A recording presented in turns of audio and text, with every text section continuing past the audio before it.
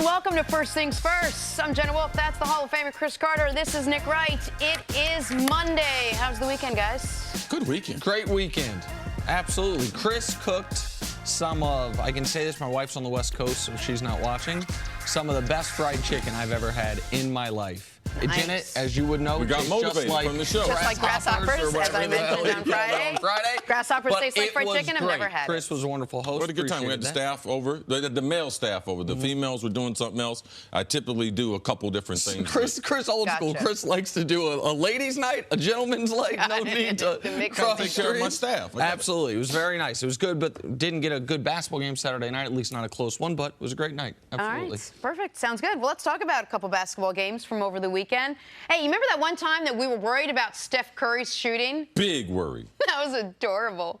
We're not worried anymore. Warriors hosting the Rockets last night. Game 3 from Oracle, and Curry cooking, dropping a game-high 35. 5 3-pointers, went 7 for 7 in the third, 18 points. Warriors get the big win, 126-85. Yes, you heard me right. The 41-point win, the largest in franchise playoff history. Oh, and an NBA record 16 straight home playoff wins. Here is Steph Curry on finding his groove. I put in so much work and been blessed with this talent to shoot the ball. For years, you got to rely on that and not try to get in your feelings or feel like, the world's crashing down on you because you're not making shots. Like, wake up, eat breakfast, lift weights, go out, have practice, get your shots up, and just have confidence in yourself that you can figure it out. For 4 days, everybody's been talking about him, and what he did tonight didn't surprise any of us because that's just who he is. He's got unbelievable character and great talent, and it always rises when it needs to. One of the things Steph said and mentioned quite often in that press conference was just how he's such a product of routine. And he just kept doing the exact same thing he always does because he knew eventually he was going to find the shot again, and eventually it was going to land, and it did. CeCe, how important was it for Steph to break out in Game 3? It's critical. And this is what makes this run that Golden State's on one of the special times that we've seen in the National Basketball Association. I mean, they shoot the ball better than any team. And Steph is the best shooter. So he is the ringleader, even though Kevin Durant is a better player and is harder to guard and presents more problems for the defense. Steph Curry with Durant and Clay and Draymond and the collection of players they have, it's one of the special teams that we see, but they're not special. They're only a good team if Steph is playing like he did in games 1 and 2. They are one of the greatest teams and definitely one of the greatest shooting teams and the greatest collection of shooters that we've seen. It's very important because there's no defense for all of them shooting the way that when they're shooting the ball the way they did. And you knew that he would come out of it. I'm glad that Steph stayed to his routine, like you mentioned, because that's what it's about. But it's also, I'm glad Steph wasn't like a lot of people making excuses for his knee. Right. Steph knew he was healthy, but when you miss 5 weeks of NBA at the end of the season, it's going to take you some time to get back to the intensity of the playoffs. He didn't make excuses. His teammates believed in him, and it took him, 2.5 games to come out of this. And you have to give Houston and their defense some of the credit for the sluggish play. Listen, I want to give Steph Curry all the credit in the world because you're right, he didn't make excuses. He didn't even let those around him make excuses. So, like, they interviewed his trainer. And it's not like Steph went to the trainer. If they ask you about it, I'm going to say, no, the trainer said he's 100%. The coach said he's 100%. Yeah, the trainer said he went through some of the most strenuous workouts that he's ever taken Steph through since they've been associated. It was one of the reasons the injury storyline that the broadcast kept hammering was so frustrating. Everyone around him said it's not the issue, and if you watched the games, he was getting to the bucket. He was moving, yes. His shot just wasn't falling. It wasn't an elbow injury. It was a knee injury. But where I will give Steph credit is he was struggling terribly offensively through the first 2 games and the first half of this game from deep shooting. He had made 3 total 3-pointers, I think, on 21 attempts in the first 3 games combined. The Rockets were hunting him down defensively. He didn't get disheartened. He kept competing, and he knew it would come. And when it came, the game was over. And CeCe alluded to something we've been talking about all year, and I'm adamant on this. KD is the best player on this team.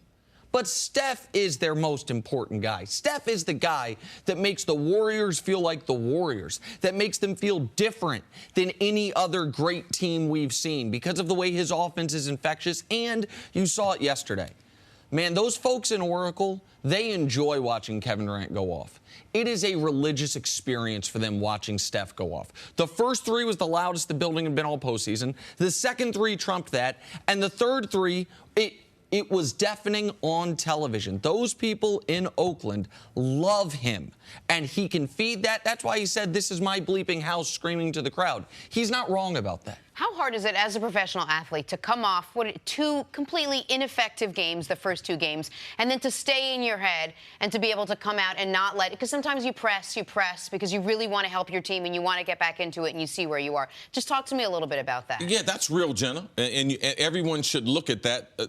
They're normal, like they're normal human beings, but what people don't appropriate to not only with their gift, their talent, and their work ethic, they already have that mindset that they would be able to snap out of something like this because they've been to the gym too many times. He shot too many balls to realize that I know I can shoot the ball. He's the greatest shooter of all the women who have given birth. All right, there's no one on this earth without a mother. Yeah. There's no one that's ever shot the ball like Steph Curry, and you know that he's going to come out of it. So he knows that it's mental, but.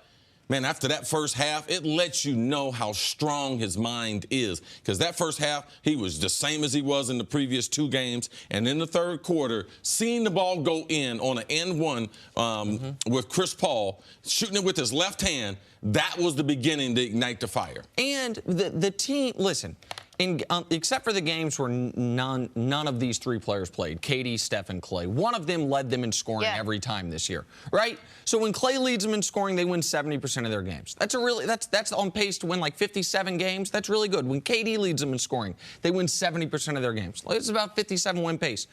When Steph leads them in scoring, they're 22-2. They win 92% of their games. When he's their best guy, nobody can touch them. It's why the Rockets' game plan, I thought, was so smart. It's why the Rockets are going to look back on this first half, and then we'll get more to the Houston angle later, and say, man, those were some missed opportunities. Because Steph was off. Our game plan was working. But he wasn't going to stay off. Even in the NBA Finals, where we say, oh, Steph struggled. Go back and look at his numbers. Go back and look at what Steph did over the final 3 games of their first championship. Look at his numbers in total during last year's NBA Finals. Even when we think he's struggling, except for the 2016 Finals, that really means he's been good, just not transcendent. Last night, the second half, he was transcendent. Did the Rockets change their approach to Steph Curry and how they guarded him? Did they or do they? Did they? Did they? No, they didn't change their approach. Did that have any effect on even the first half to the second half where he really broke out? They didn't change their approach. The ball started going in for him. He had some open looks in the first half that he just missed. And Houston didn't play well. So there wasn't a panic for him because they had a nice lead at halftime, and he wasn't playing well. So, man, they stuck with it, came out, got him a look early, and the floodgates were open after that. Right. That was I give Steph all the credit in the world, but see, you raise a good point. His teammates picked him up to such a level that Kevin Durant. Absolutely. Kevin Durant, Draymond, once again defensively, Clay outstanding on CP3 defensively, Steph didn't go on that run of made jump shots until after the Warriors had already at one point in the second half built a 21-point lead. So it's different if I'm struggling and we might fall down 2-1. I'm not saying there's enormous pressure on him, but it's a different feel when you can shoot the ball free-flowing, when your team has a healthy lead. His teammates helped him out there, and then he ended the game for him. And I know the home court. I know you talked about it. People have talked about it through the years. But if you take this same collection of players, I don't care where you play, it's going to sound like that. All right, so we can say, oh, man, Oracle, they got a huge home court advantage. When you have the type of basketball they play and the level for which they can play, it wouldn't matter where they were playing. Like, they would have a huge advantage, no crowd or with the sold-out crowd that they had last night. All right, 126-85 was your final. Warriors now take a 2-1 series lead in that one. We'll talk much more about this, especially from the Rockets angle coming up. But on the other side, did LeBron James and the Cavs prove they can make a run to the finals? Next on First Things First. Welcome back. first things first, LeBron in a second, but first, Steph Curry, he's back. Curry gets past Trevor Ariza, finishes with a nice little teardrop. And that was the moment he ripped the mouthpiece out and said, "This is my bleeping His mom house." did not like that, by the way. They bleeped his mouth there. Oh, yeah. Oh, Steph got a little nasty little mouth and everything. He was in it, though. He was in his bag last night. Absolutely. And I don't want the honors. I love that he did this. He should do this. It is his house.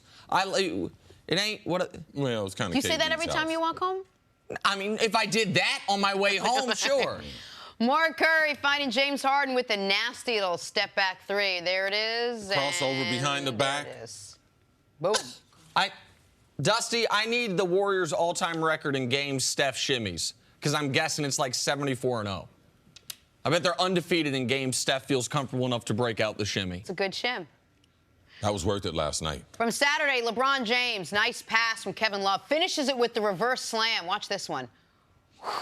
This is definitely one of the best in-game dunks that I've seen, especially in a championship level. Eastern Conference Final, Western Conference Final. It's amazing.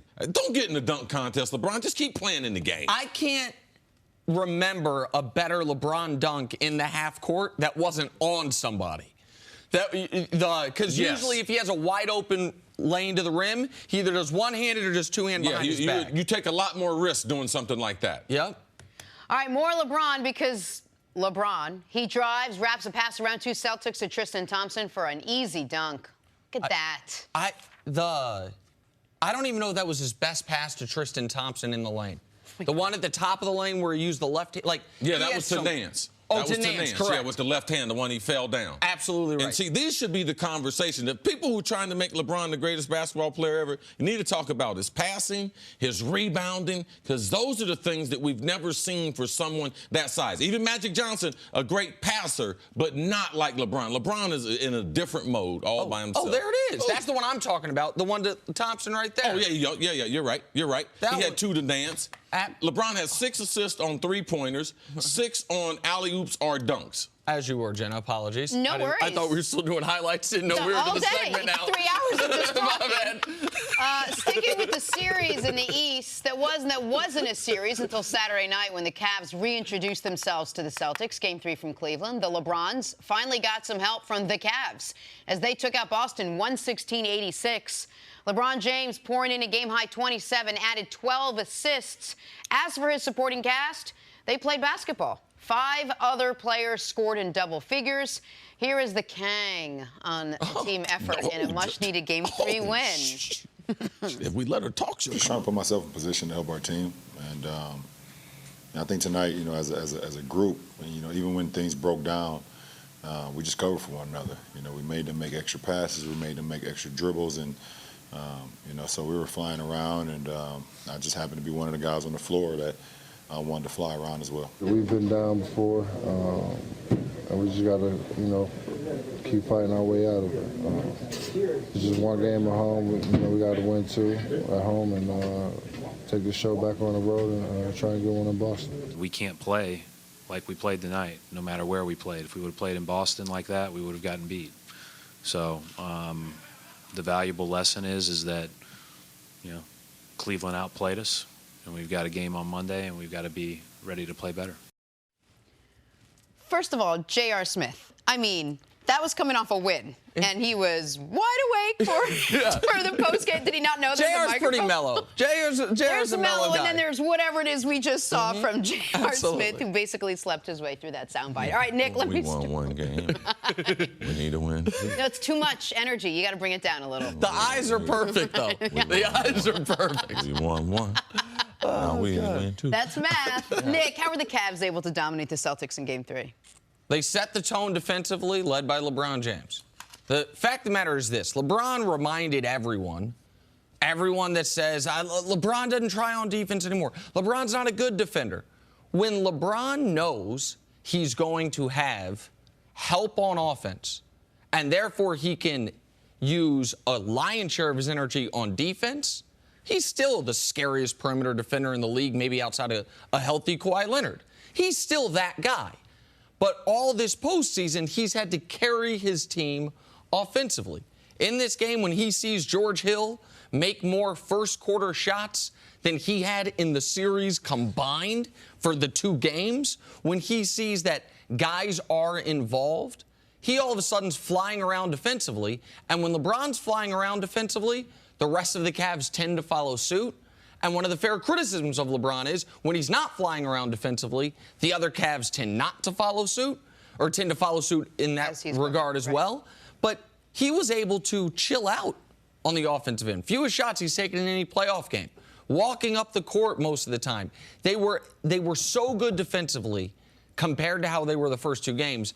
See, that was the difference to me. Yeah, well, to me, the difference was George Hill starting.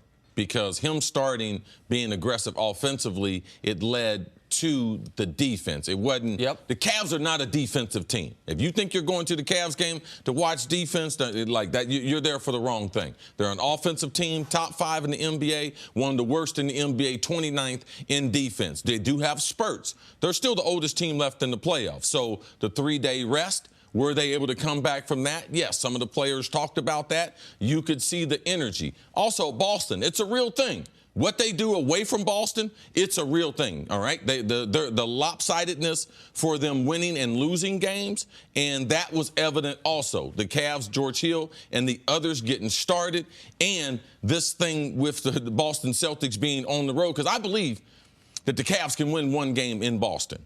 But the way Boston has played on the road, man, how much confidence do I have in them winning one of these games? Not a lot after what they showed on Saturday. And here's the amazing thing about, because George Hill was excellent in the first quarter and then didn't do much else. It felt like JR played his best game of the series. But when you look at it, the Cavs starting backcourt was 7 of 19.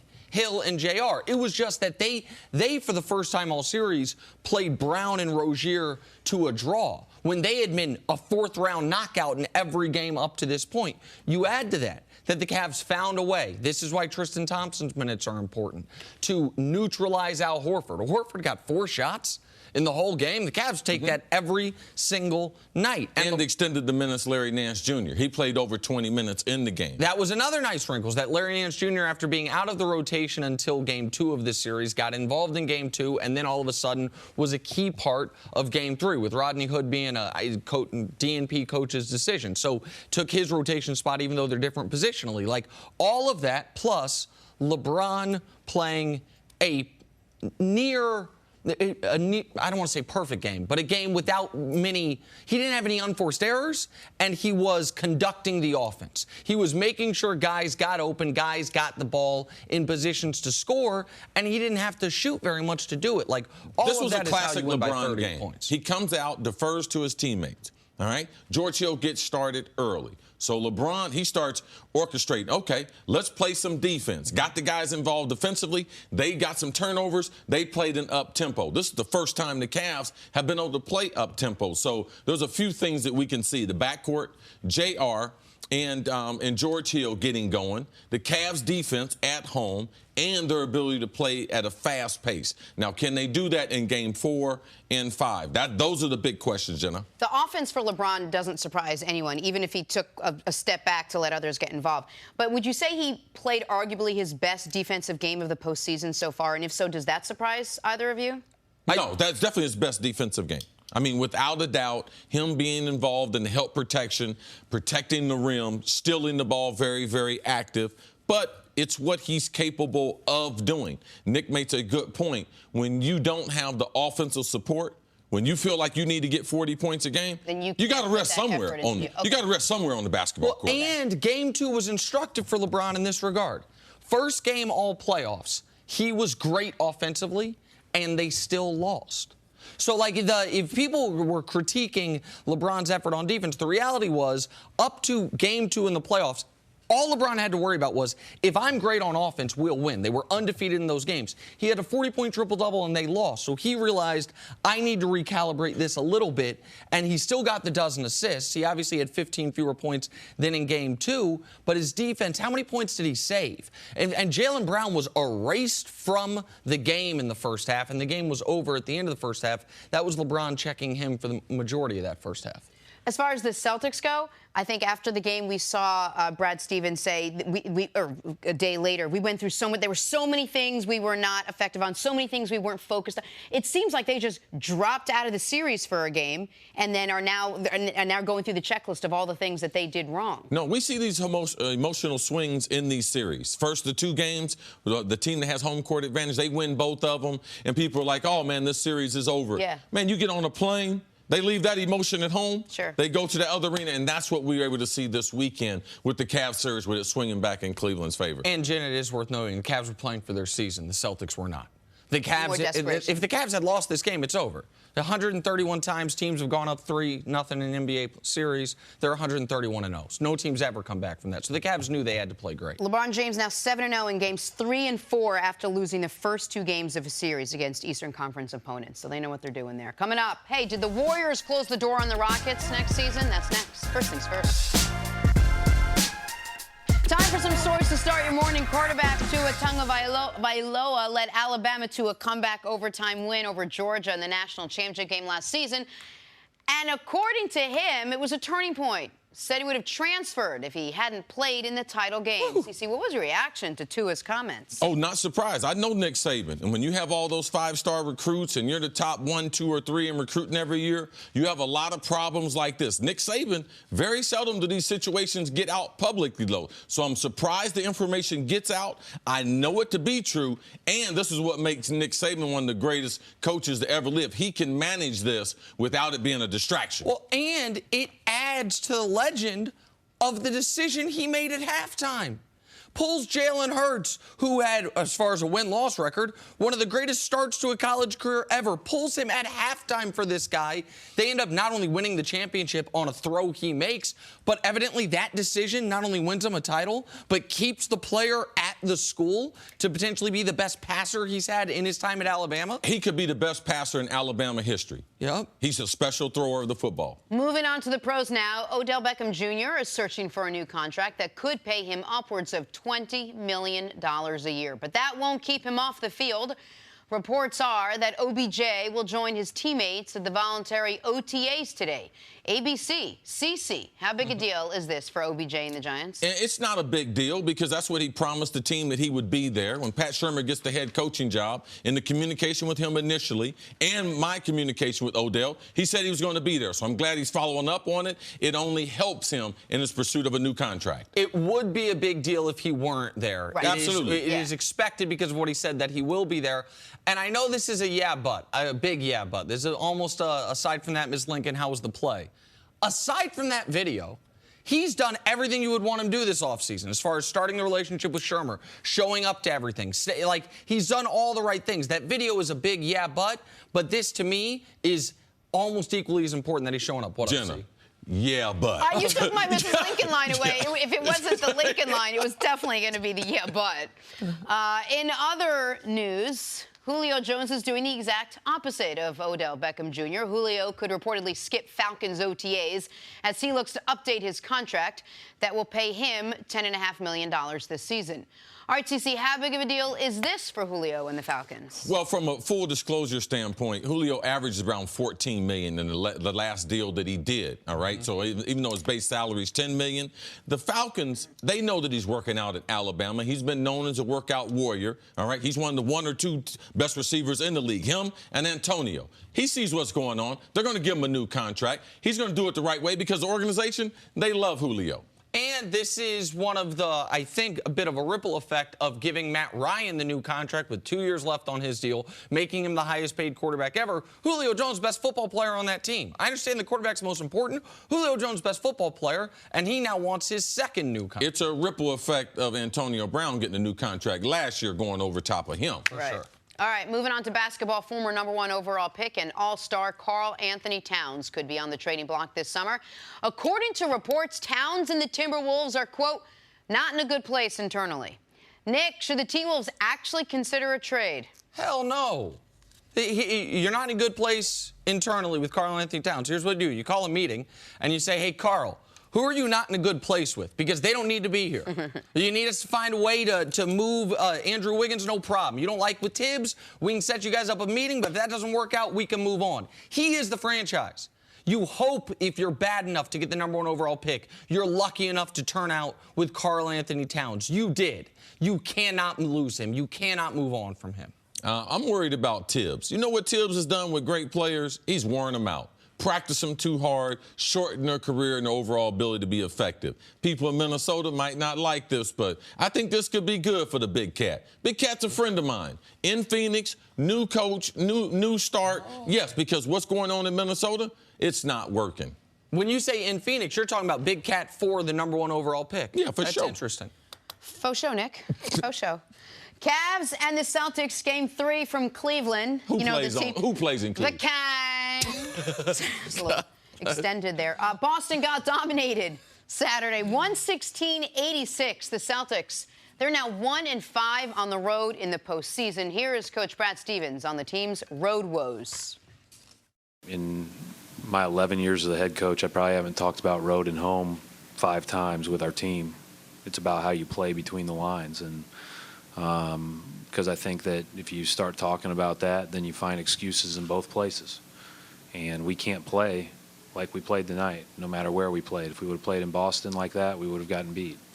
So the valuable lesson is that, you know, Cleveland outplayed us, and we've got a game on Monday, and we've got to be ready to play better.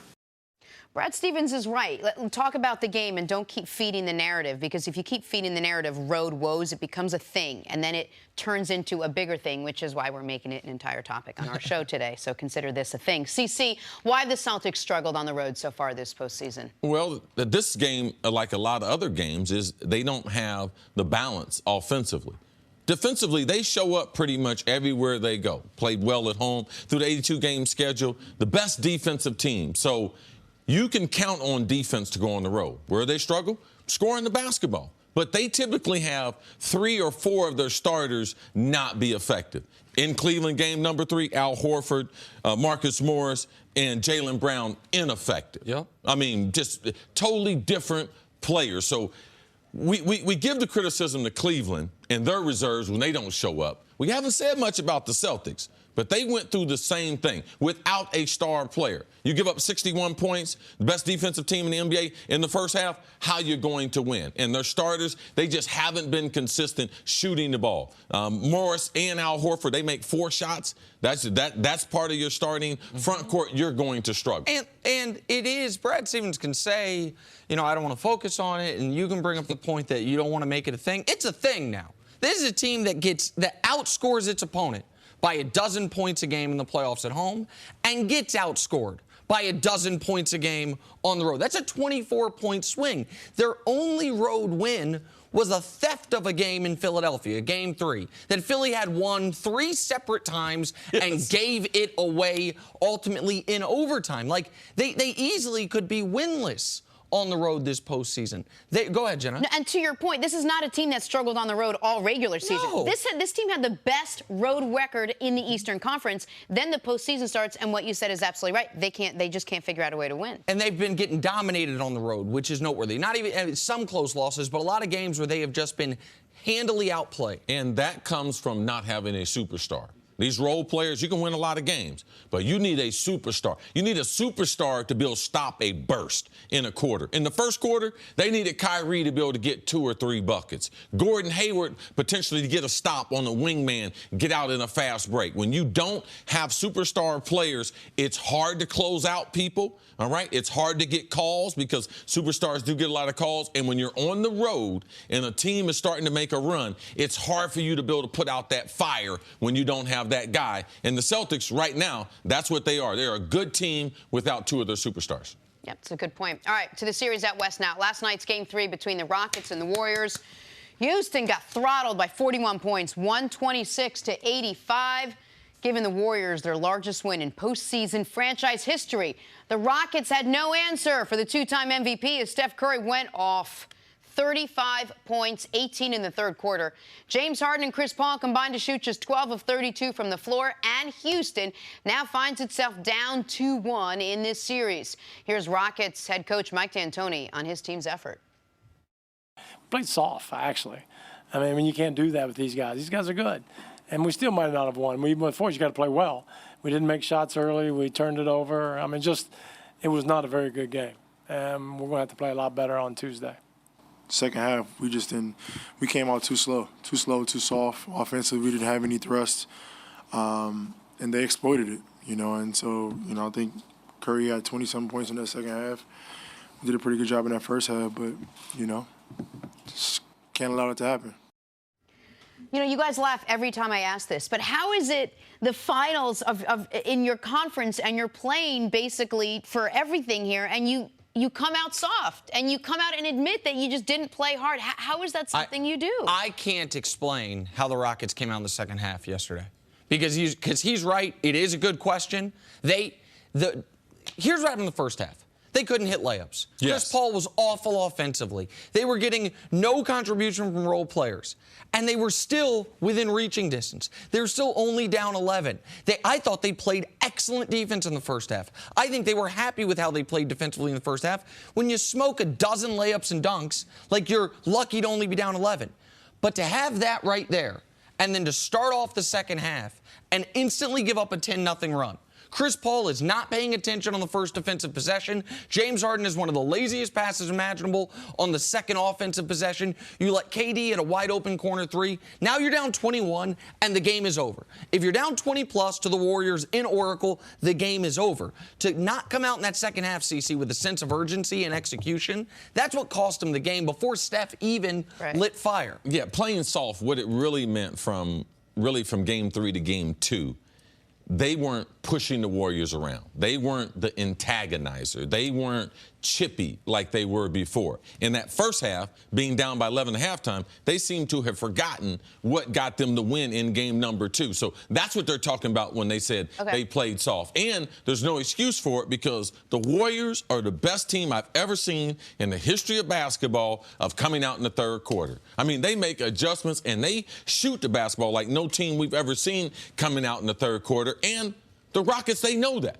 They've played against them too many times. They know that first quarter initial jolt in Oracle is going to be there, and then that third quarter in Oracle. That's what they do. That's how they became the Golden State Warriors, is those two burst. There were just so many missed opportunities for the Rockets early. The Rockets withstood the initial burst. It's 22-22 when Steph and Clay check out simultaneously with 3 minutes left in the first quarter.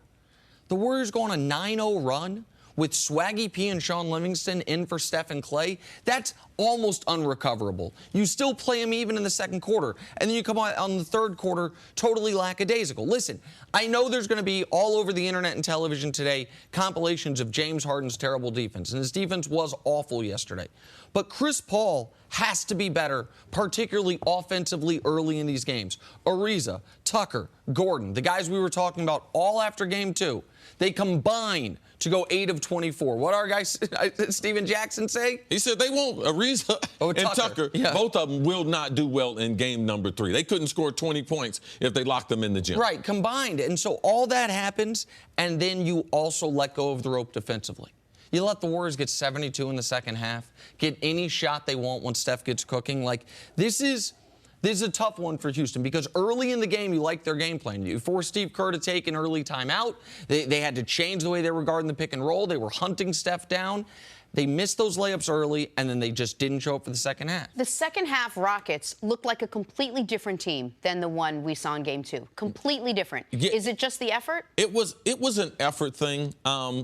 Golden State got hot. Yep. They can suck the life out of you. When they make the type of shots they can make, and when Steph goes on that type of role in that arena, you're going to have problems. But I'm not going to panic, because it was an 11-point game at halftime. I've seen Golden State do this to other teams. So, to me, Houston still has a chance in this series. This series is still not over. All they have to do is win one game, and they have home court it back. They get game number 4, which is, to me, that is not an insurmountable task for them. So I'm looking forward to game number 4. I agree with you. I do not think the series is over. People after game 1 said it was going to be a sweep. Then the Rockets win game 2. Can the Rockets win? Now people are going to be talking this morning, is it going to be Golden State in 5? And maybe it will be Golden State in 5. We'll see.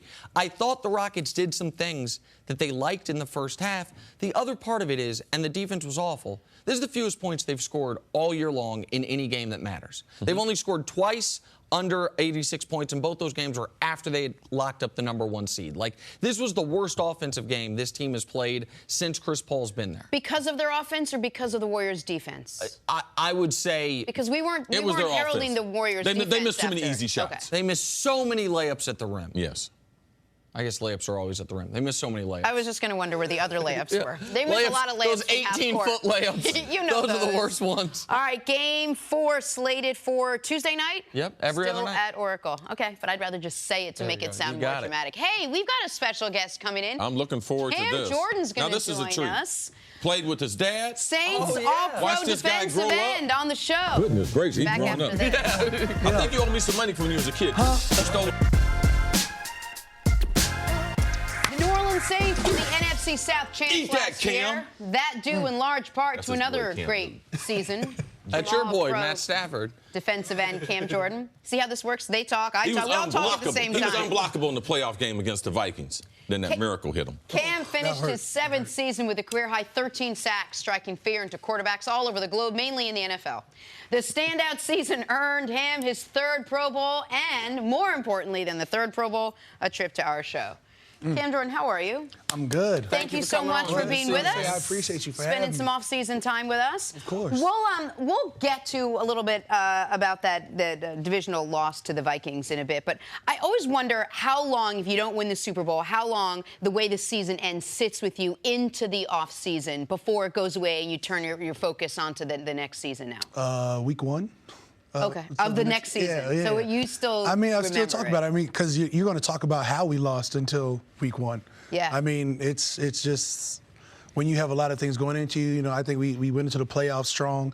When you talk about the way we sort of beat our first round opponent, sort of struck hot in that second half of the second game. Yeah. I think had we gotten past that last play, you know, we'd be talking different. But again, we're not here for, you know, what could have been, or we're here for what are. Now, do you and other NFL players utilize that? Because you said the first game, which is a little probably surprising to people.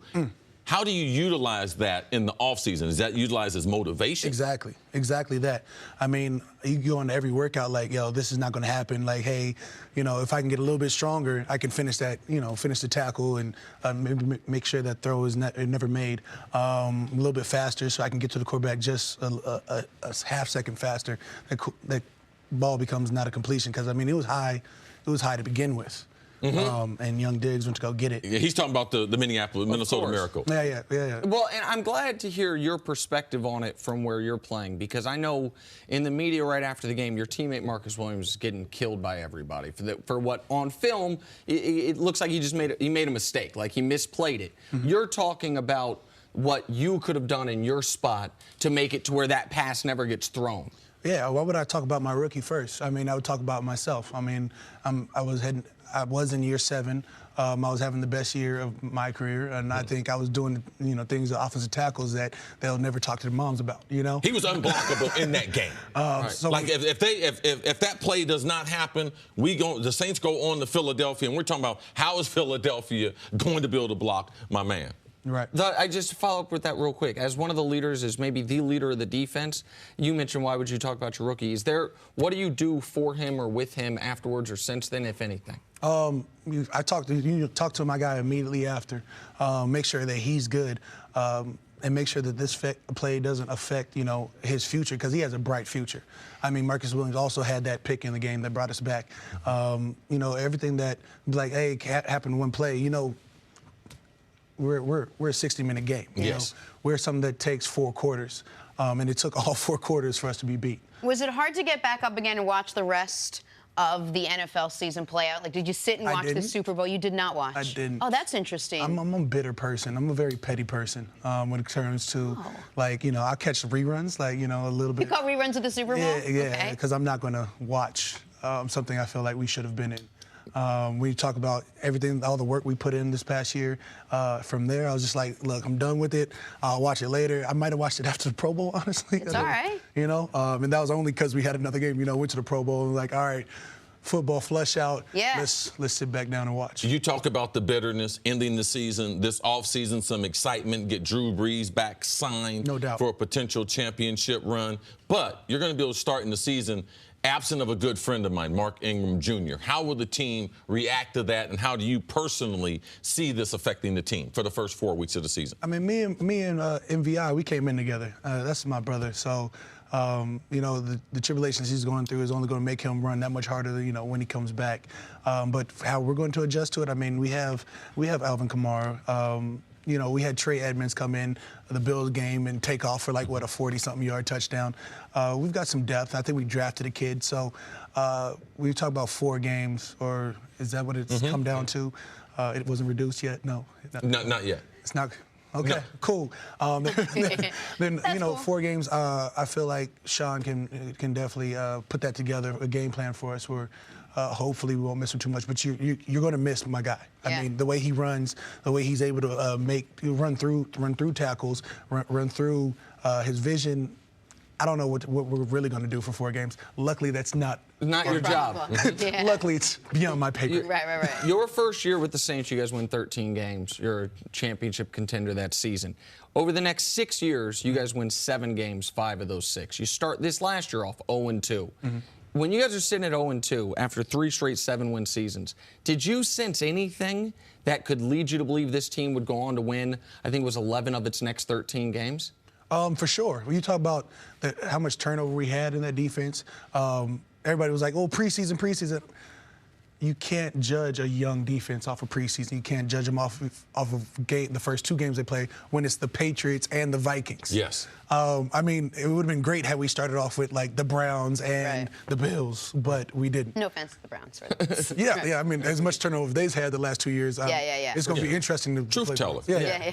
So, Facts. but when you talk about, you know, our first 2 games, we showed flashes enough to be like, hey, we're going to be something that could be special if we continue our path. Let's keep uptrending. So we get to, you know, game 3, a divisional opponent, finally something we know. Right. Then we're able to put together, you know, a great, solid game plan. Beat down Carolina, beat them by 3 touchdowns. Your words, not mine. Yeah, I mean, when you talk about in-division opponents, I'm just like, you know, it's going to be a battle regardless. Right. So, you know, so we get that. So we go to London, and I feel like London was probably your confidence builder. When you go to London and you beat somebody who really doesn't want to be there, and you know you beat them down bad. You know, we beat them by 20 points, and they scored nothing the first time that happened in a London game. Then you go home with a little bit more confidence. Now your young guys feel that swag. Now your starters who haven't been starters before, like Alex Okafor, who came over to us, is feeling more confident. You know, Marcus Williams, Marshawn Lattimore, Ken Crawley coming back for his 2nd year, more confident. And we talk about how young that our defense was, or is, I guess, because a lot of those guys are going to be year 2 and 3. You feel a little bit more confident, so it sort of helps propel you to try and be great. One of the things that didn't surprise us a little bit last year was how great Tom Brady ended up being. We were questioning how old he was coming into the league, and then we were all.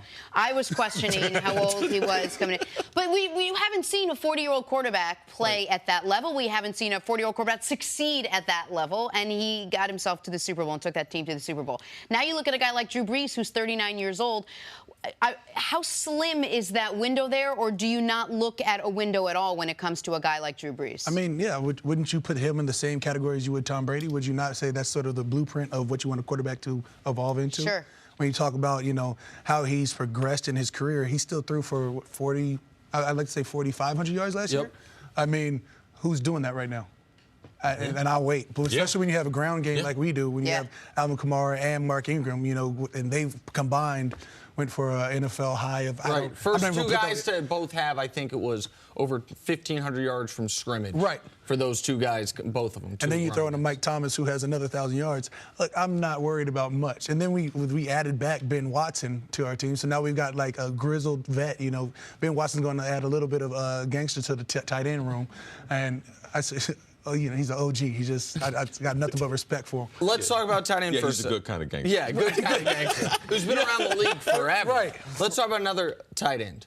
Your dad played with this guy. So what's your earliest memory of one Chris Carter? When I don't know if you were, as a little kid, if you were able to go to the Vikings facility. Oh, for sure. Okay. Oh, for sure. You know, that, like I said, back when I was younger, I could have swore like Gatorades came in cans, and then like growing up, I was like, yo, where's the canned Gatorade? There's a different taste in the Gatorade. But there was canned Gatorade in the Vikings. When you're locker 5 years old, that's all you really care about. It's like Gatorade, candy, probably like stealing somebody's T-shirt. Yeah. Like, this is mine because I want it, you know? Right. And your dad just started to have to deal with the repercussions of it. Yeah, one of the great legacies. I mean, his dad was a great teammate, great football player, Steve Jordan from Brown. One of my favorite teammates of all time. And one of the rare situations where you have your dad and you actually grow up to be able to fulfill his footsteps in the National Football. It's a credit not only to you, but to your family. Now with Drew Brees. Your dad didn't win a Super Bowl. I didn't win a Super Bowl. Trying to finish up getting Drew, even though he has one. He's the heartbeat of New Orleans. He's the heartbeat of that franchise. What is the kind of push from his teammates like yourself to be able to send him out on top? These are the facts. I mean, when you talk about it, you know, he's 39. He's got at least, you know, if Tom Brady says he can play till 45, you know, my guy Aaron Rodgers says, you know, he can play into his 40s as well. There's no doubt in me the competitor in Drew can't do the same. I mean, and especially, again, it's not like he had a down year last year. He was absolutely, you know, killing it, as he does. Right. All right, one more Saints question for you. CC tells us all the time, he's like, man, Sean Payton's a bad dude now. Man, he is. He talks, he's like, we showed when Sean and Adrian got into the match on the sideline, CC said, Sean Payton's not someone you want to mess with now. Tell us one great Sean Payton story you haven't shared before. Huh? Tell us one great Sean Payton story. Luckily, Sean is a very, you know, offensive-minded coach. He only comes down to the defense if we're doing something completely wrong. So I haven't had to see that in a couple years. 2. Okay. You know, he has come down with some fury, and he will go after anybody. Players, refs, coaches, executives. Refs. I was like, he might even come after an opposing fan if he wants to. Sean turns up. Yeah. You know. Is there any coach in the NFL got more swag than Sean? I don't think so. I mean, no, come on, like, absolutely don't. They yeah, luckily I haven't had to deal with any other coach other than Sean. You know, it's nothing but a pleasure to be there. And when you see him game day, make sure you know exactly what you're doing. You know what I'm saying? He makes sure that everybody's on their toes. Yes. He's from Bill Parcells School of Coaching now. No doubt. And he brings it up every other day. So yes. All right, we got to take a break. Don't go anywhere. We'll have much more with Cam Jordan on the other side. Back after this. Here at First Things First with Saints All-Pro Cam Jordan. Let's take a look at the teams to beat in the NFC this season. That's fun. You can't look past the defending Super Bowl champs. The Eagles overcame injuries to take down the mighty, mighty Patriots in Super Bowl 52. All right, Cam, I know you didn't watch the Super Bowl until like 8 minutes ago. Do you view the Eagles as the team to beat in the NFC this season? The defending champs, them. So by nature of that? Go ahead. Them, I think, you know, Sean McVay and what they're doing over at the Rams. I mean, I was hoping we was getting Ndamukong, and then Ndamukong goes to L.A., and then my eyes just got big. I said, that's a hell of an interior. You know, I think they shipped off Robert Quinn, so I don't really have to worry about the edge rush situation, but that interior is deadly. What they've done for the corners, we talk about bringing Marcus Peters in, we talk about Aqib Talib, eyes get big again. But I feel like, you know, between those two and then, of course, us, and you can't ever knock out, you know, Cam Newton and the Panthers. Sure. Just because Cam Newton can pretty much do it all. Can't knock that out. So it's gonna be interesting this year. I'm sort of biting my chops here. It's interesting you bring up the Rams because I think a lot of people from the outside say, all right, you can bring in Ndamukong Suh and deal with that personality. And Aqib Talib. And then, but maybe you can bring him Aqib Talib. Maybe you can bring in Marcus Peters. They brought in all three. All three guys. As a player, if I know you'd be excited about the talent, but it doesn't seem like you had any concern about what those guys will all be like together in one locker room. No, I mean, it's a win-now mentality for them. I mean, clearly, and Ndamukong's on a 1 year. You talk about Aqib Talib, and Marcus is, heading to at least a contract year? Marcus trying to get a contract. So, I mean, and then you bring in, you know, a guy like Brandon Cooks. Everything about him says they're trying to win now, but then again, so the personalities don't matter at all. They're going to be on the same page. You think the winning is the only thing that's going to matter? Winning thing is the only thing that matters. Yeah, that's a football mentality. Most football players don't care because we know that we a little sketchy ourselves. And if we're going to win some battles, we need some sketchier guys with us. So I think that football players, you can hear it in his voice. Oh, and Dominican Sue, bring me whatever problem you might think that he might have. Talib, bring me any problem he might have. How different is it for you in going into your 7th year where you would have to say this is the most consistent anticipation for the Saints being involved as far as the conversation as a contender since you've been there? You know, I feel like there's been different times where we were sort of talked about that way. My first year when we lost to the Niners and we were just looking like, dang.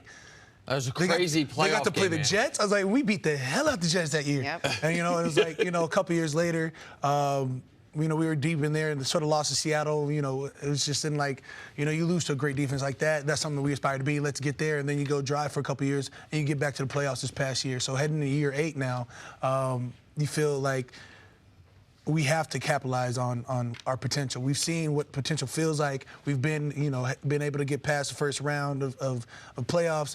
You just feel like you're at the edge where you have to push yourself beyond. So that's what we're looking to do this year. I know you're focused on what your team does during the season, but you also, I'm sure, are aware when a guy such as Carson Wentz goes down for the season with an injury. You guys know the home field advantage situation. How surprised were you, if at all, what they were able to do once Wentz went down? You know, anybody who's like, oh, we've just got Nick Foles, you're forgetting Nick Foles was a Pro Bowl quarterback. He did thrive in an offense at one point in time. And whether he was, you know, it's not like they were just going and throwing in Blake Bortles. Hold that. It's not. Hold that out, Blake. Hold that out. It's not like It's not like they're just throwing in somebody who is unproven or, you know, hasn't had a All-Pro season or a Pro Bowl season. So when you talk about what they were able to do at helm. Not so you thought they were in surprising. the best position any team could be in that loses their starting quarterback. Or minus the Vikings, who went from Sam Bradford to Case Keenum, and we were like, Case, and then he shows up as he did. Right. So you think the Vikings might be a more dangerous team? Because you seem like you had an opinion of Cases if he's a backup. Nick Foles was a former Pro Bowler. Pro Bowler. Right. So it seems like you have him in a higher regard. The Vikings, did they get better putting all that money in Kirk Cousins' hands? That's going to be interesting. I mean, at this point in time, in 2 years, you know, last year we played Bradford, then we turn around and you play Case. It's not like you're able to make a game plan, just be like, hey, we know we can rely on this game plan from, you know, week 1 to whatever it was. I'm going to speak for him. Yeah. He likes playing against the Vikings because his dad played against the Vikings, and the Vikings' offensive line can't block him. All right, so when you talk about the Vikings, all right, his eyes light up for a couple different reasons. He can rub it in his dad's face, and they, from a scheme and a talent standpoint, they have a hard time blocking him. Don't say anything. Not a word, except when I ask a question. Facts. There you go. We can talk about all the top-tier quarterbacks in the NFC, but from a statistical standpoint. But give us like the top 3, you'd say, toughest guys to pass rush. Wow. Top 3 is probably Cam Newton. I mean, even when you do get to him, he can probably almost outrun you. He can turn any which way he wants and gets out the pocket. And him scrambling, I mean, he makes big plays that way. He also will then run for 40 if you don't contain him after going sideline to sideline to sideline. Right, and then he's back the next play doing the same thing.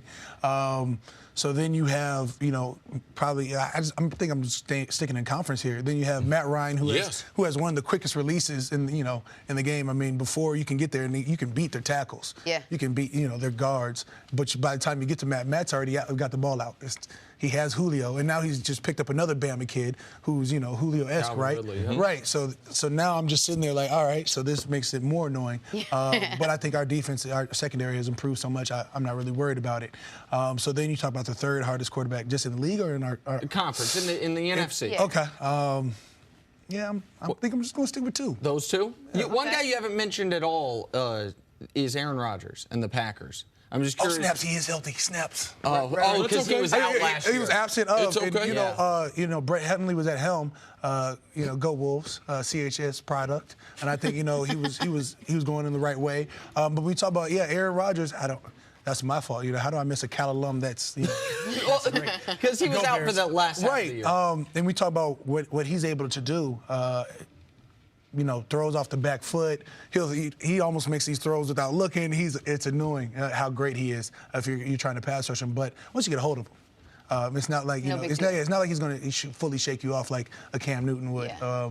But that's part of his greatness too, is that he can make all the throws on any, like I said, on fadeaway. Right.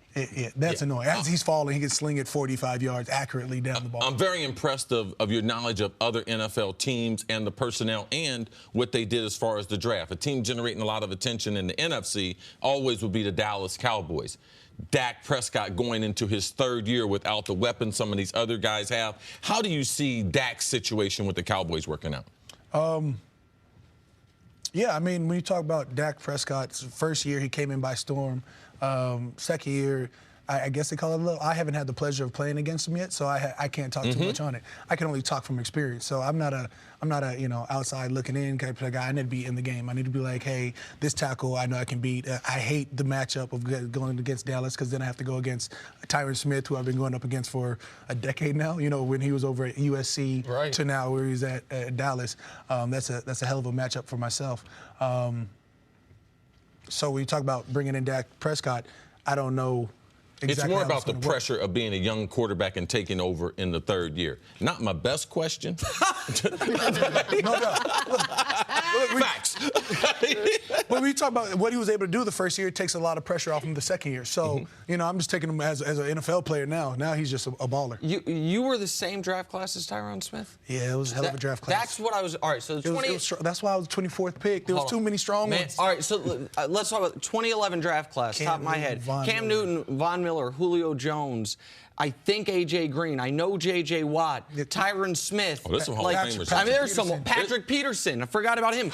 Alden Smith, who when he was playing was outstanding. That draft class. Marcel Darius, who had 10 sacks at nose at one point in time. I mean, the top 11, all of them had Pro Bowl caliber seasons, except for the quarterbacks drafted by Jacksonville and Tennessee. I think it was Christian Ponder and the Vikings. And that's the other one, the Vikings. Jake Locker and Gabbard are the other ones I'm thinking about. Does that draft class have? That's one of the greatest in NFL history. No doubt. There's no question about it. Do you guys have? Is there anyone in that draft class in particular you say personally? Like, do you all get together for mimosas? I don't mean that, but you guys probably got to make a are in the reunion same tour. Class. Yeah. I mean, don't forget there was and then the back half there was still Cam Hayward, Cam Jordan. Yes. There we go, Big Muhammad Wilkerson. Yes. One of the Pouncey brothers who was over. I think Richard Sherman was in that Sherman. class. He just wasn't a first round pick. But he would definitely claim him. Justin Houston. There's a lot of talent from that. But we produce. Cam, before it's a proud point. Before we let you go, tell us a little bit what you've been doing this offseason. This offseason, I just had my first camp. Yeah. I've always invested time in other camps. I've always invested time in the New Orleans community, just on my own, and was finally like, let me have something I can call my own. So we had the Cam Cubed, we had C Cubed, is what we. It was confidence, it was character, it was courage, and really just trying to install in the kids just that, that there's more than their parents that care, or more than their brother or sister that they look out for. That there's so much love in this world that can be given to our youth. That if it's not through me, it's through an avenue like me. So everything that we do, we try and do for not only the grace of God, but just putting that in for our future kids, So, my kids will one day grow up and just be like this. Hopefully I can be in Chris's position and be like, I play with your dad. I remember when you were running in my locker room and you stole my helmet, or you took my jersey from the Pro Bowl, and, you said you and your dad were going to exchange, but you didn't come back. You drink Gatorade out of a bottle. What? Right. It was plastic.